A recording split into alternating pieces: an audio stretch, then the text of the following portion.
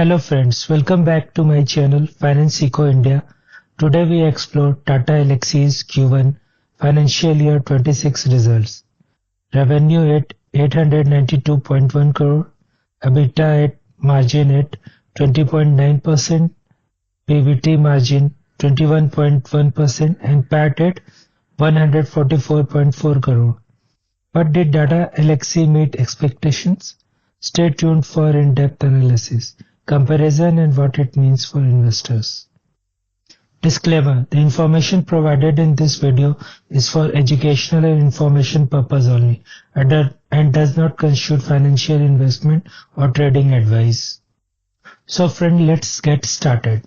Tata Elxsi reported operating revenue of 892.1 crore for Q1 financial year 26, a decline from approx 926.5 crore in Q1 financial 25 and also below expectations. So it missed top line expectations. EBITDA came in at 186.7 crore or 20.9% margin. PBT at 196.3 crore, it is 21.1%, and PAT at 144.4 crore, 15.5%. aligning with internal guidance. Below consensus revenue indicate near-term softness, but margin held strong. So coming to the guidance, CEO Manoj Raghavan emphasized macro challenges and subdued R&D spend, yet highlighted resilience, a 3.7% Q-on-Q recovery in transportation, backed by large SDV deals with Mercedes-Benz and Suzuki. He flagged softness in media, a decline of 5.5% Q-on-Q CC, and healthcare declined by 6.7%, but emphasized strategic win in AI design, digital, and global pharma contracts. So now friends, let's deep dive into the sectors from which Tata Elxsi earns.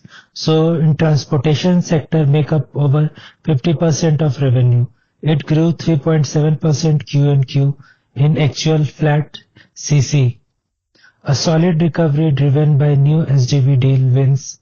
CEO expects continued momentum due to a healthy deal pipeline and new customer engagement.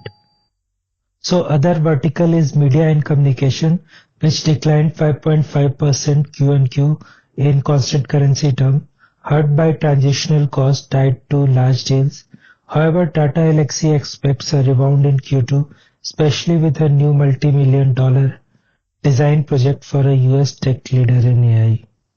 So the third vertical in which Tata Elxsi works is healthcare and life science, which dipped by 6.7% Q-on-Q in constant currency terms due to tariff impacting US medical device engineering spend. But two strategic wins, Global Pharma Europe and MedTech Japan, promise a recovery in H2 financial year 26. So due to Trump tariffs, this company is also too much impacted.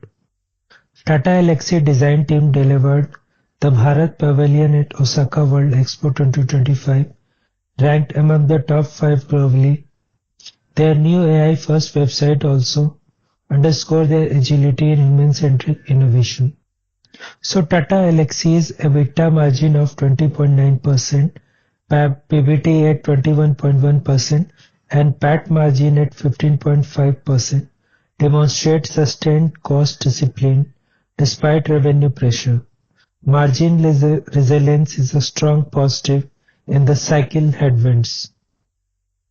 So friends, let's talk about what analysts are saying about the Tata Elxsi. Analysts from HDFC, Kotak and Bloomberg expect Q&Q CC revenue decline of 2 to 3% and margin compressions. Tata Elxsi actual revenue and margin patterns align with that cautious view. Stock sentiments remain neutral, with investors watching for Q2 recovery signals. So let's discuss about the risk associated with Tata Elxsi. There's ongoing weakness in the transportation and media communication vertical, driven by macro uncertainty and a global slowdown in R&D spending. These headwinds could pressure short-term revenue growth. But there's the upside. Tata Elxsi is actively ramping up software-defined vehicles (SDV) deals with marquee names like Mercedes-Benz and winning new AI and digital design projects. Strategic wins in healthcare and global showcase like the Bharat Pavilion at World Expo add credibility. So while near-term challenges persist, strong deal momentum across future-facing tech gives long-term growth visibility, a balanced risk-opportunity picture. Let's wrap up now. Tata Elxsi posted 892.1 crore revenue with a stable margin and strategic wins, but revenue missed expectation. The quarter shows operational resilience and preparedness for a Q2 turnaround.